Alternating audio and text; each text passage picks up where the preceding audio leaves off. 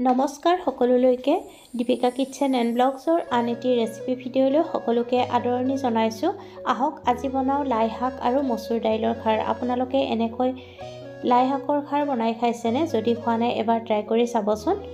আহক তেতিয়াহ'লে ৰেচিপিটোৰ মাজলৈ যাওঁ।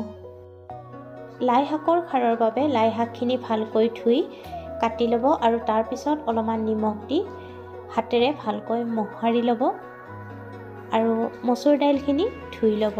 কেৰাহী এটা গৰম কৰি তাত সৰিয়হৰ তেল দি কেঁচা জলকীয়া, পাঁচফোৰণ আৰু আদা অলপমান ৰুকি দি মচুৰ দাইলখিনি দি লৰাই ভালকৈ কিছু সময় ভজাৰ পিছত তাত কাটি লোৱা লাই শাকখিনি দি দিব আৰু তাৰ পিছত পুনৰ ভালকৈ লৰাই কিছু সময় ভাজিব লাগিব।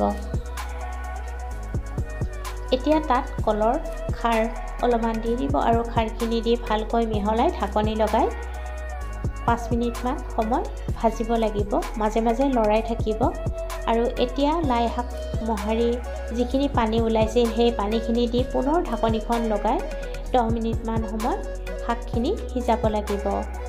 10 মিনিট পিছত ঢাকনিখন গুচাই ভালকৈ মিহলাই ল'ব আৰু দাইলখিনি যেতিয়া সিজি আহিব তেতিয়া তাত কাটি লোৱা ধনিয়া পাত দি গেছৰ জুই নুমুৱাই থ'ব আৰু নমাই গৰমে পৰিৱেশন কৰিব।